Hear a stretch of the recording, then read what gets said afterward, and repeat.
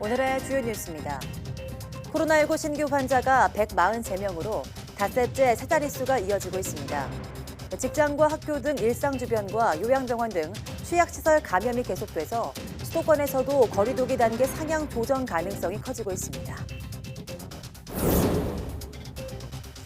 유럽의 코로나19 확산 속도가 빨라지는 가운데 이탈리아에서는 누적 환자 100만 명, 영국에서는 사망자가 5만 명을 넘었습니다.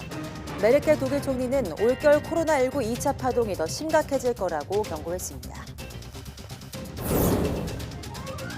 문재인 대통령이 바이든 미국 대통령 당선인과 첫 전화 통화를 갖고 축하 메시지와 함께 굳건한 한미 동맹을 재확인했습니다. 바이든 당선인은 미국 제향군의 날을 맞아 한국전 참전 기념비를 찾아 헌화했습니다. 최근 원달러 환율이 급격하게 떨어지면서 우리나라 수출 제품 가격이 22개월 만에 최대폭으로 하락했습니다. 환율 하락에 국제유가 하락까지 겹쳐 수출입 물가는 석 달 연속 동반 하락세를 이어갔습니다. 충남 천안에 이어서 경기도 수원과 의왕 화성 일대에서도 고병원성 조류 인플루엔자 의심 항원이 검출됐습니다. 정부는 반경 10km 이내 농장에 대한 이동 제한 명령과 함께 위험주의보를 발령했습니다.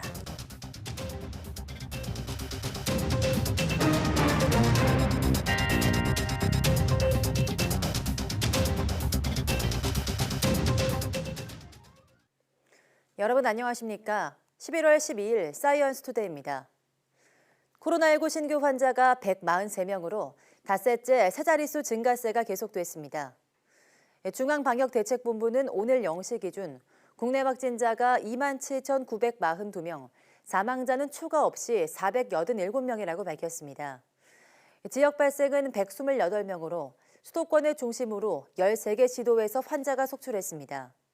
서울 52명, 경기 34명, 인천 2명 등 수도권에서만 88명이 확진됐고 충남 9명, 전남 8명, 강원, 광주 6명씩, 경남 3명, 부산, 대구, 대전 각각 2명, 경북, 제주에서 환자가 1명씩 나왔습니다. 해외 유입은 다소 줄어 15명이 확인됐는데 이 가운데 9명이 입국자 검역에서 확진됐습니다. 위 중증 환자는 4명 늘어 누적 53명이 됐고 완치 환자는 138명 늘어 격리 해제 누적은 25,404명에 달합니다. 내일부터는 대중교통이나 의료기관, 약국 등 다중이용시설에서 마스크를 쓰지 않았다 적발되면 과태료를 내야 합니다. 중앙방역대책본부는 감염병 예방법 개정에 따라 한 달 동안의 계도 기간이 끝나는 내일부터 마스크 착용과 같은 방역 지침을 위반하면 과태료가 부과될 수 있다고 밝혔습니다. 지금의 사회적 거리두기 1단계에서는 중점 일반관리시설 23종과 대중교통, 집회, 시위장, 의료기관, 약국, 요양시설, 주야간 보호시설, 종교시설 등에서 반드시 마스크를 써야 합니다.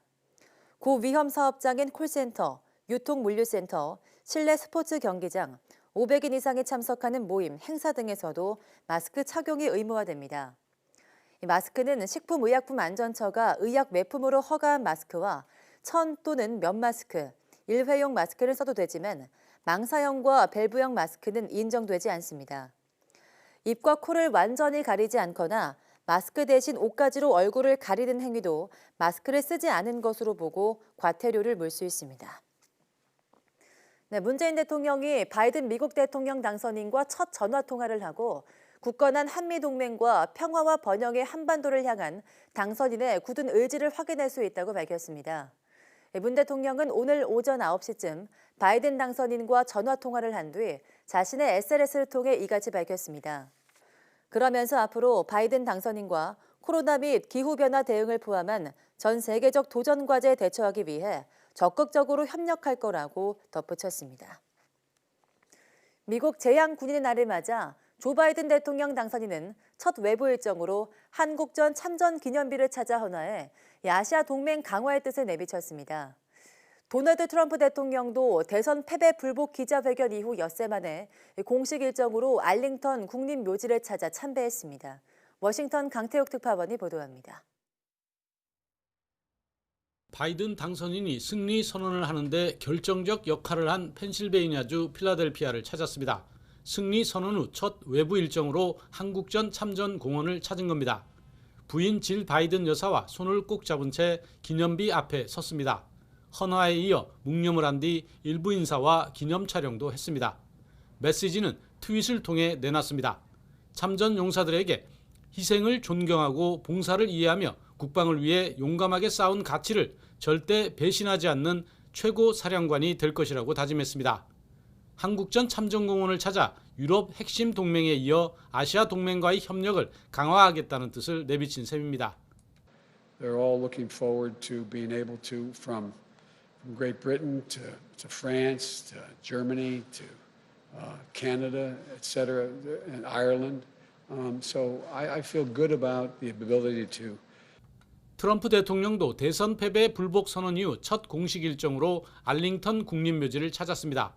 비를 고스란히 맞으며 정면만을 응시해 심경이 복잡한 상태임을 드러냈습니다. 지난해까지 재임 동안 재향군인의 날 국립묘지를 참배하는 관례를 지키지 않아 구설에 오르기도 했습니다.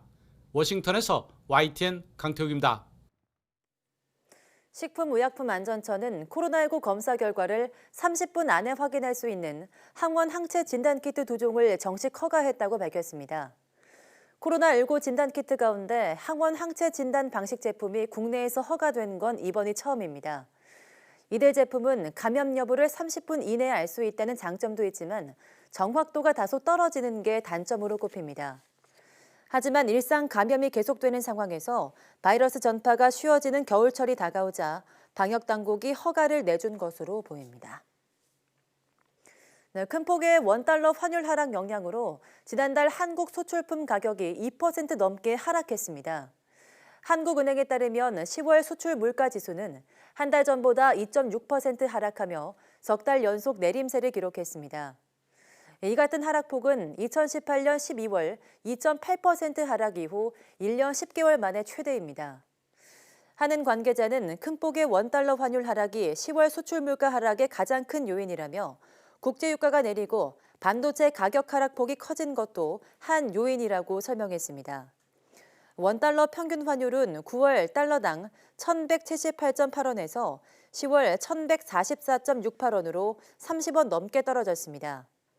지난달 수입 물가지수도 국제유가가 하락하면서 광산품 등을 중심으로 9월보다 2.6% 내려 넉 달째 하락세를 이어갔습니다.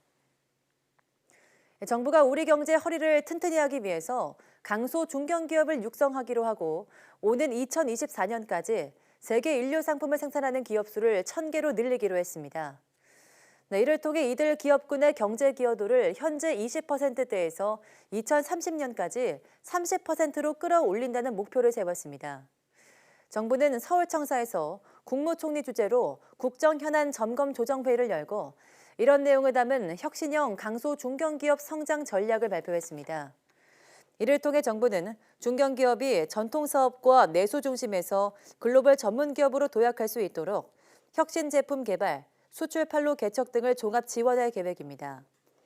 혁신성과 공공성이 높은 상품은 혁신 제품으로 선정해 공공기관 우선 구매를 장려하며 수출 바우처 지원 사업도 늘립니다.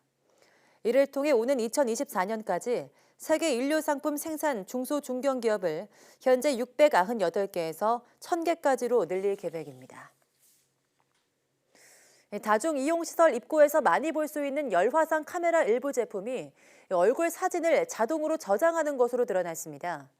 정부가 개인정보보호법 위반으로 보고 이를 금지하는 수칙을 마련했지만 여전히 마음만 먹으면 사진을 저장할 수 있고 법 위반 사실을 모르는 이용자도 적지 않았습니다. 손효정 기자입니다. 최근 관공서와 대형 숙박시설 입구에서 쉽게 볼 수 있는 얼굴 인식 열화상 카메라. 일부 업체의 홈페이지를 가보니 출입자의 얼굴을 인식하는 것뿐 아니라 그 화면을 저장하는 기능도 있다고 홍보합니다. 최대 수만 명까지 사진을 저장할 수 있는데 방역 목적으로 사용할 수 있다는 겁니다. 사진을 찍게 되시면 그 카메라에 다 자동으로 저장이 되거든요. 온도점에 맞춘 온도보다 이상이신 분들은 당연히 비정상 온도라고 뜨시고요. 사진도 다 기록이 남아요. 하지만 얼굴 사진은 그 사람이 누군지 특정할 수 있는 개인정보에 해당합니다. 정보 주체의 동의 없이 사진을 찍고 저장하는 것은 명백한 개인정보보호법 위반입니다. 그러면 마스크를 쓰고 있어도 대략 누구인지 알 수 있는 식별성이 있으면 다 개인정보에 해당한다고 판단합니다. 최근 국무총리 소속 개인정보보호위원회도 시중에 유통되는 열화상 카메라 가운데 13종이 사진 저장 기능이 있다고 판단하고 실태 파악에 나서 4곳을 적발했습니다. 출입자 동의 없이 사진을 저장하지 못하도록 수칙을 만들어 배포했지만 여전히 이 내용을 알지 못하는 이용자가 적지 않습니다. 사진이 저장되고 있다는 사실을 모르는 경우도 있습니다. 그런 부분 혹시 들으신 바가 있을까요? 들었어요. 잘 모르겠어요. 지침 내려온 거 혹시 알고 계시나요? 아니, 그건 없는데. 사진 저장 기능도 그건 모르겠습니다. 그런 것까지는. 그런데도 개인정보보호위는 현장 점검에서 적발된 업체들에 대해 해당 기능을 써선 안 된다고 구두로 안내했을 뿐입니다. 점검이랑 조사 차원에서 나간 게 아니라 그냥 단순 현황 파악하러 나갔던 거고, 그런 사례가 발견된 그런 시설에 대해서는 이거 저장하면 안 된다, 이거 바로 삭제하시고 앞으로는 저장기는 꺼놓으시라고 안내했습니다. 정부가 금지 아닌 금지 지침을 내린 사이 열화상 카메라 업체들은 여전히 사진 저장 기능이 있는 기기를 살 수 있다고 홍보합니다. 이용하신 곳을 다 기록을 하게 해놨어요. 코로나 때문에. 왜냐면 어차피 다 QR코드를 찍고 들어가시잖아요. 그러니까 자기가 여기 왔다 간 거를 개인 정보를 동의한 거거든요. 그 자체가.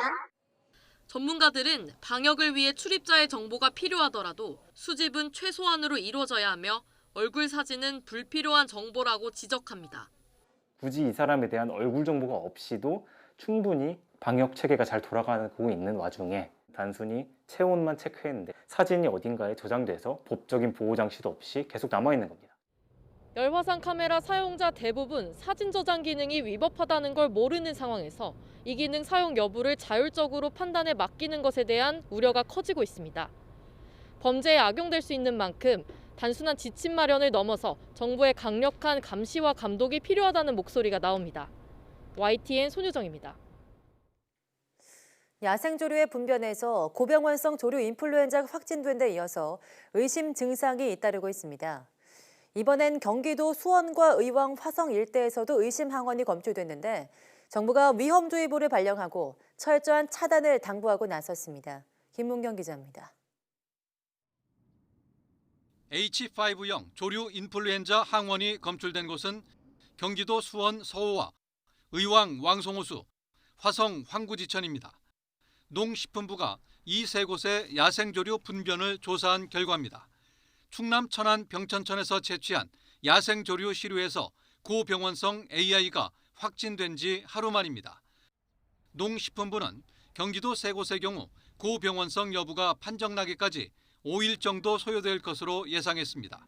이에 따라 방역본부 초동대응팀을 투입해 반경 10km 지역 내 농장에 대한 이동을 제한하고 있다고 밝혔습니다.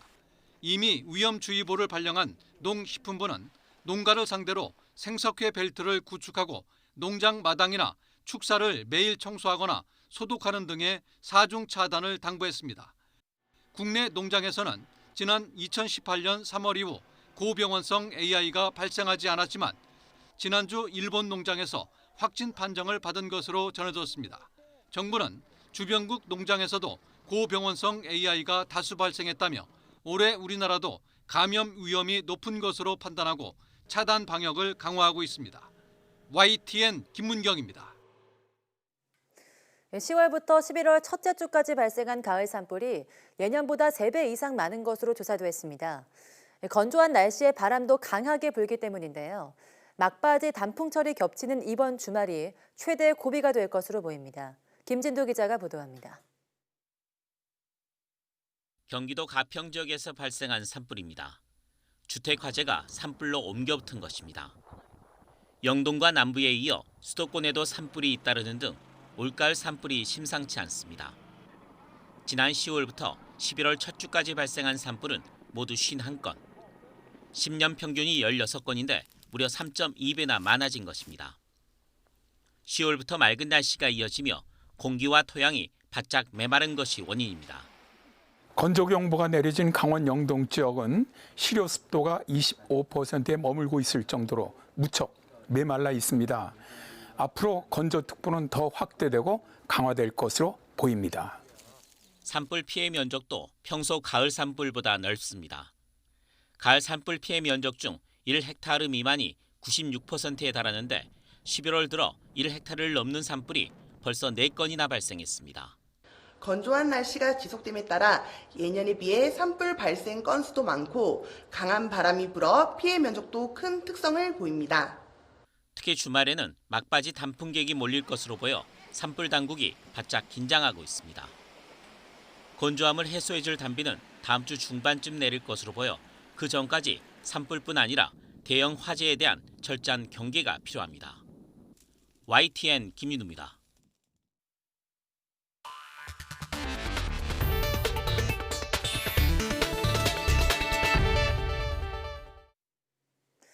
최근 코로나19 백신 기대감이 한껏 높아졌지만 앙겔라 메르켈 독일 총리는 올겨울 코로나19 2차 파동이 더 심각해질 거라고 경고했습니다.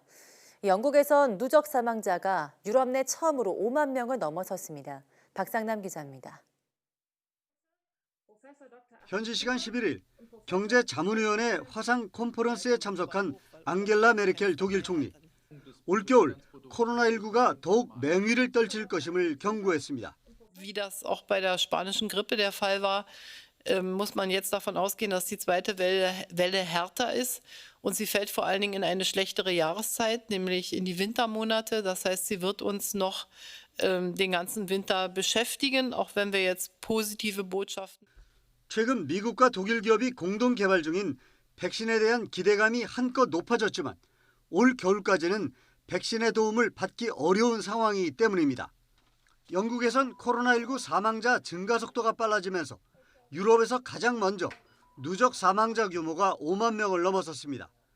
전 세계적으로는 미국과 브라질, 인도, 멕시코 등에 이어 5번째입니다.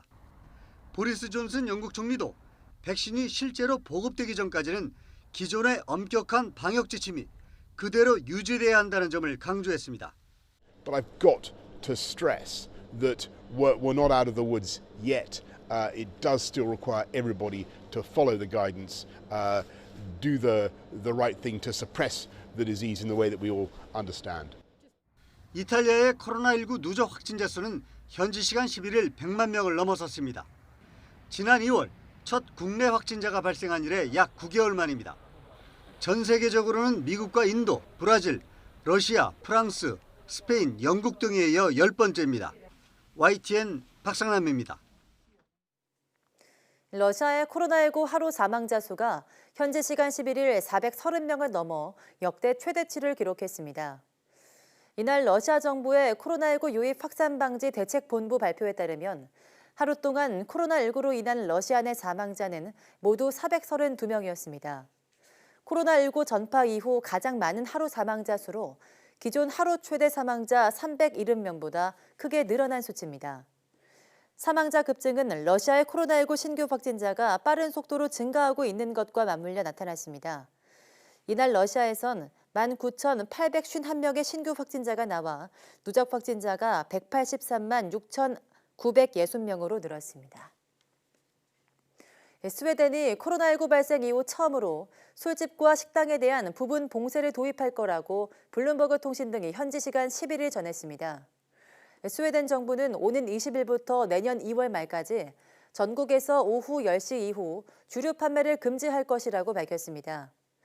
이에 따라 술집, 식당 등 주류 판매 허가를 받은 모든 사업장은 오후 10시 30분까지는 문을 닫아야 합니다. 이는 그동안 주로 시민들이 자발적으로 따르도록 하는 조치에 의존하던 대응에서 벗어난 겁니다. 스테판 레벤 스웨덴 총리는 이날 기자회견에서 모든 지표가 잘못된 방향으로 가고 있으며 지난 봄과 같은 상황에 이를 위험이 있다고 밝혔습니다. 최근 개발 중인 코로나19 백신이 효과가 있다는 발표를 한 미국 제약사 화이자와 독일 바이오엔테크가 개발이 끝나면 유럽연합에 최대 3억 회분의 백신을 공급하기로 했습니다. 로이터 통신은 현지 시각으로 11일 두 회사가 유럽연합 집행위원회와 이같이 합의했으며 백신 공급 작업은 올해 말부터 시작할 예정이라고 보도했습니다. 미국은 지난 7월 이들 제약사와 19억 5천만 달러 규모의 백신 인도 계약을 체결해 해당 백신의 효험과 안전성이 입증되면 1억 회분을 우선 넘겨받게 됩니다. 유럽중앙은행의 크리스틸 라가르드 총재는 현지 시간 11일 코로나19 백신 개발에 대한 기대감이 커졌지만 유로화 사용 19개국, 즉 유로존 경제 회복이 불안정한 상태라고 경고했습니다. 라가르드 총재는 이날 포럼에 참석해 우리는 여전히 바이러스 확산이 급격히 이루어지는 반복적인 주기에 직면해 있다면서 이같이 말했습니다. 그는 면역력이 광범위하게 생길 때까지 규제를 다잡아야 한다고 강조했습니다. 앞서 코로나19 백신을 공동 개발 중인 미국 제약사 화이자와 독일 바이오엔테크는 최근 3상 임상시험 중간 결과 예방 효과가 90% 이상이라고 발표해 코로나19 종식에 대한 기대감을 높였습니다. 네, 일본에서 코로나19가 다시 크게 확산하고 있습니다. 도쿄에서 약 석 달 만에 가장 많은 확진자가 나온 것뿐 아니라 오사카와 홋카이도 등 각지에서 이례적인 증가세가 나타나고 있습니다. 도쿄에서 이경아 특파원이 보도합니다. まさに第3波に入っているというふうな認識です。 오사카에서 코로나19 사태 이후 하루 기준으로 가장 많은 250여 명이 확진 판정을 받았습니다. 한 달 전만 해도 하루 5, 60명 수준이었는데 지난달 말부터 감염자가 급격히 늘기 시작한 겁니다. 지난 9일 200명을 기록하는 등 일주일째 하루 100명 넘게 신규 확진자가 나온 홋카이도는 정부의 의료 인력 등 지원을 촉구했습니다. 繁華街におきます重点的な PCR 検査、など実施するなどですね、現下の厳しい感染拡大への戦いに総力を挙げて、立ち向かっていきたい。 도쿄에서도 약 석 달 만에 하루 감염이 확인된 사람이 300명을 넘어섰습니다. 지난 일요일부터 나흘간 하루 평균 감염자 수는 250명을 넘어서 지난주보다 100명 이상 많았습니다. そのまま続きますと、4週間後には600人、1日あたり600人になるという数字であるということはご理解いただきたいんです。 일본 정부가 지난달 여행 지원 캠페인에 도쿄를 포함시키면서 전국적인 이동이 늘고 코로나19 관련 규제 역시 느슨해졌습니다. 최근 차갑고 건조한 날씨가 이어진 것도 전국적인 확산의 원인으로 꼽히고 있습니다. 新規陽性者数が1000人を超える日もたびたびあり、最大限の警戒感を持って対処する必要です。 빠르게 확산하는 코로나19의 위세가 1, 2차 유행을 뛰어넘을 수 있다는 전망도 나오는 가운데 일본 정부의 방역 태세가 다시 시험대에 올랐습니다. 도쿄에서 YTN 이경아입니다.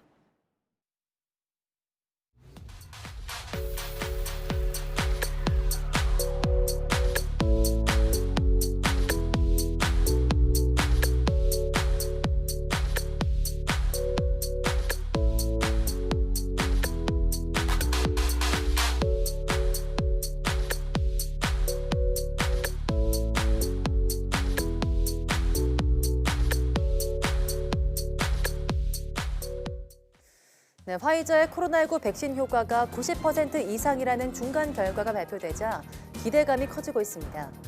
드디어 길고 길었던 코로나19의 터널이 끝나는 걸까요? 하지만 한편에서는 신중해야 한다는 목소리도 나오고 있는데요. 오늘 오후 사이언스 투데이 사이언스 취재 파일에서는 화이자 백신을 두고 나온 낙관론과 신중론에 대해서 취재 기자와 이야기 나눠보겠습니다. 함께해 주신 여러분 고맙습니다.